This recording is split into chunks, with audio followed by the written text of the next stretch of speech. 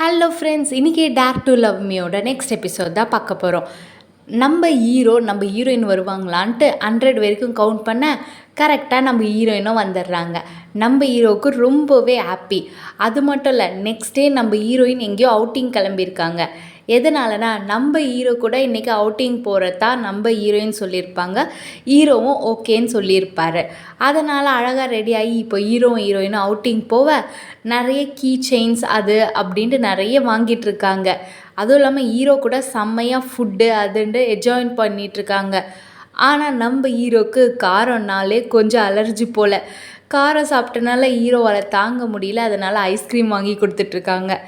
அடுத்ததாக Sun set ஆகுது. அதை 2 பேரும் ரசித்து பார்த்துக்கிட்டே அப்படியே வீட்டுக்கு வரும்போது, நான் நாளைக்கு உனக்கு கால் பண்ணுறேன், உன் நம்பர் நீ எனக்கு தர வேணாம், நான் என் நம்பர் தரேன்ட்டு நம்ம ஹீரோயின் வந்து ஹீரோ ஃபோனில் நம்பர் கொடுக்க, அப்போ ஹீரோயினுக்கு ஒரு ஃபோன் வருது. என்னன்னா, ரொம்ப நாள் கழித்து நம்ம ஹீரோயினுக்கு அவங்களோட நம்பரை ஷேர் பண்ணிட்டாங்க. இதை தெரிஞ்சுக்கிட்டு நம்ம ஹீரோயினுக்கு ரொம்ப சந்தோஷம். நம்பரே கொடுக்க மாட்டான்னு நினச்சானே, பரவாயில்லையே அப்படின்ட்டு ஹீரோயினுக்கு ரொம்ப சந்தோஷம். அது மட்டும் இல்லை, அவங்க எடுத்துக்கிட்ட ஃபோட்டோவை ஹீரோயினும் பார்த்து ரொம்ப ஹாப்பியாக இருக்காங்க. ஏன்னா ஹீரோ ரொம்பவே க்யூட்டாக பிஹேவ் பண்ணிக்கிட்டு இருக்கானே, அதனால் ஹீரோயினுக்கு தலகால் புரியலை. அப்படியே படுத்து தூங்க. நெக்ஸ்ட் டே பார்த்தா கண் கீழெல்லாம் டார்க் சர்க்கிள்ஸ் வர அப்படின்ற மாதிரி பார்த்துக்கிட்டு இருக்காங்க. நெக்ஸ்ட் டே நம்ம ஹீரோ வந்து இன்வெஸ்டிகேஷனை ஸ்டார்ட் பண்ணுறாங்க. யார் தான் அவங்க அப்பாவை கொன்றுப்பா அப்படின்ட்டு இன்வெஸ்டிகேஷன் பார்க்குறாங்க. ஆனால் இருந்தாலும் அதுக்கான ஒரு க்ளூவும் இல்லை. ஏன்னா அது முடிஞ்சு போய் ரொம்ப வருஷம் ஆனனால எந்த கேஸ் ரிப்போர்ட்டும் இப்போதைக்கு இல்லை அப்படின்னு சொல்கிறாங்க. ஆனால் அன்றைக்கி ஒருத்தன் கடத்திட்டு இருந்தால அந்த பொருட்களெல்லாம், அவன் மட்டும் நம்ம ஹீரோ கண்ணில் மாட்டுறான். அவனை பிடிச்சிட்டு போய் விசாரித்ததுக்கு அவன் வந்து இந்த இடத்துலேருந்து தான் அந்த பொருட்கள்லாம் போகுதுன்னு ஒரு இடத்த சொல்கிறான்.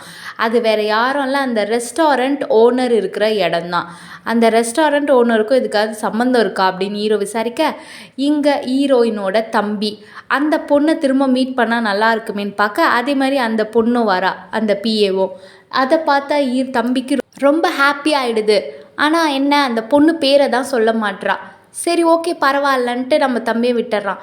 நெக்ஸ்ட் டே நம்ம ஹீரோயின் ஒர்க்குக்கு போகும்போது, நான் ஒரு கிஃப்ட் கொடுப்பேன், அதை வந்து ஒருத்தங்க கிட்ட கொடுத்துட்டு வரணும், அது வேறு யாரும் இல்லை அந்த வில்லேஜில் தான் அப்படின்னோடனே ஹீரோயின் அந்த வில்லேஜுக்கா, அதுக்கு போக எங்ககிட்ட பாஸ் இல்லையே. சரி ஹீரோக்கு கால் பண்ணலான்னு பார்த்தா ஹீரோக்கும் இங்கே சிக்னல் இல்லை. இங்கே ஒரு லெட்டர் வருது அந்த ரெஸ்டாரண்ட் ஓனருக்கு. அந்த ரெஸ்டாரண்ட் ஓனரில் அந்த லெட்டரில் என்ன போட்டிருக்குன்னா, இன்னொரு பிரான்ச் நம்ம ஆரம்பிக்க வேண்டிய நேரம் வந்தாச்சு அப்படின்னு சொல்ல, அது வந்து ஒரு சஸ்பீஷியஸான ஒரு லெட்டராக தான் இருக்குது. இங்கே அடுத்த நாள் வில்லேஜில் காட்டுறாங்க. அவங்க அம்மாவை போய் மீட் பண்ணுறான் அந்த ரெஸ்டாரண்ட் ஓனர். எப்படிமா இருக்கீங்க, என்னதான் அந்த வில்லேஜில் இருக்கோ இங்கேயே இருக்கீங்களே அப்படின்னும் போது ஹீரோ வரான். ஹாய் எப்படி இருக்க ஜுஹோ, ரொம்ப நாள் ஆச்சு உன்னை பார்த்து அப்படின்ட்டு ஹீரோ பொலைட்டாக பேசுகிறான். ஆனால் நம்ம ஹீரோவை பார்த்தாலே அவனுக்கு பிடிக்கவே இல்லை. ஏன்னா ஹீரோவோட தாத்தா ரொம்ப ஸ்ட்ரிக்ட் இல்லை, அதனால் அவனுக்கு நம்ம ஹீரோவை பார்த்தாலே பிடிக்காது. அப்படியே கட் பண்ணி இங்கே இன்வெஸ்டிகேஷன் பிஏ பண்ணிக்கிட்டு இருக்கா.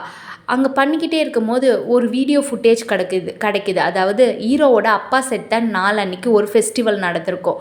அந்த ஃபெஸ்டிவலோட ஒரு ஃபுட்டேஜ் கிடைக்குது. அதில் நம்ம ஹீரோயினும் அவங்க அப்பாவும் இருந்திருக்காங்க. அந்த ஃபோட்டோவை நம்ம பிஏ எடுத்துக்கிட்டு அப்படியே கட் பண்ணி இங்கே ஹீரோயின் வந்து அந்த வில்லேஜுக்கு போகிறாங்க. ஆனால் அவங்கக்கிட்ட பாஸ் இல்லாதனால அந்த கேஸ்டலுக்குள்ளே விடவே மாட்டுறாங்க. சரின்ட்டு ஹீரோயின் வேறு கெட்டப்லலாம் வராங்க. இருந்தாலும் அந்த செக்யூரிட்டி கார்டு ரொம்ப ஸ்ட்ரிக்ட்டு. நீ இப்போ போறியா இல்லை உன்னை தூக்கி வெளியில் போடவான்னு சொல்ல ஹீரோயின் பயப்படுறாங்க.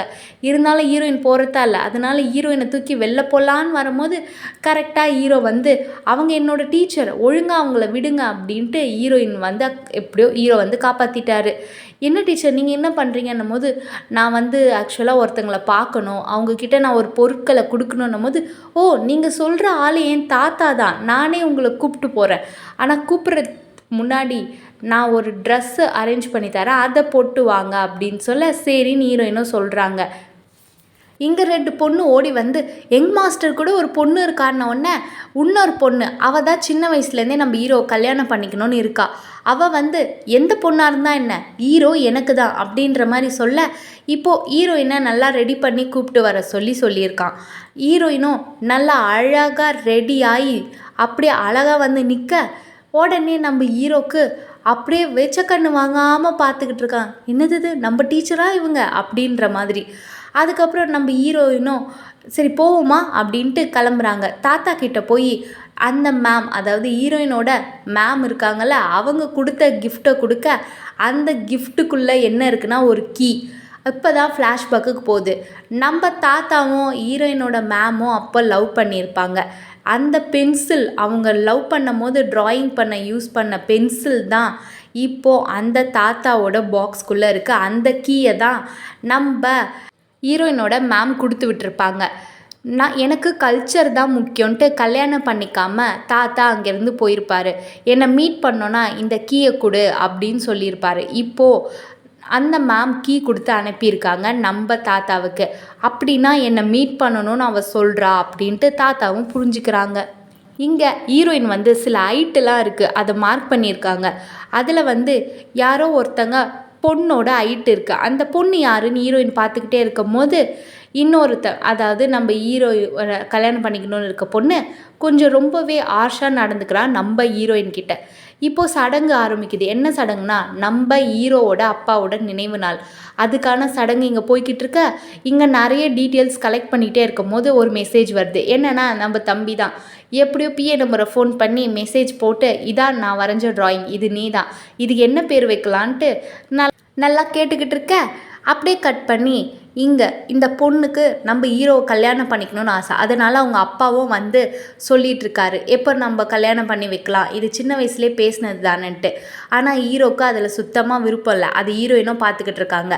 தாத்தா கேட்குறாரு நீ யாரையாவது லவ் பண்ணுறியான்ட்டு. நேரம் வரும்போது நானே சொல்கிறேன் தாத்தான்னு சொல்ல அடுத்த நாள் 2 பேரும் கிளம்பிட்டாங்க.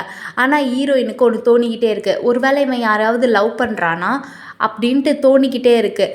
இப்போது ஒரு வழியாக சேர்ந்துட்டாங்க அந்த ஊருக்கு. ஆனால் நம்ம ஹீரோயினுக்குள்ளே அது ஒரு மாதிரி கான்ஷியஸாகவே இருக்குது. ஒரு வேளை இவன் நம்மளை லவ் பண்ணுறானோ இல்லை வேறு யாரை லவ் பண்ணுறான் அப்படின்னு யோசிச்சுட்டே இருக்கும்போது ஒரு பொண்ணோட குரல், ஹே உன்னை பார்க்க தான் ரொம்ப நேரமாக வெயிட் பண்ணிக்கிட்டு இருக்கேன், எங்கே போயிட்டேன்ட்டு அவர் பொண்ணோட குரல் கேட்க நம்ம ஹீரோயினுக்கு அதிர்ச்சி ஆகிடுது. இது யாருடா புது கேரக்டர் அப்படின்ட்டு அப்படியே கட் பண்ணுறாங்க. நெக்ஸ்ட் எபிசோடில் இன்னுமே இன்ட்ரெஸ்டிங்கான க்யூட்டோட ரொமான்ஸோட நெக்ஸ்ட் எபிசோடில் பார்க்கலாம் ஃப்ரெண்ட்ஸ். சப்ஸ்கிரைப் பண்ணாங்க, மறக்காம சேனல் சப்ஸ்கிரைப் பண்ணிடுங்க ஃப்ரெண்ட்ஸ். Bye bye friends.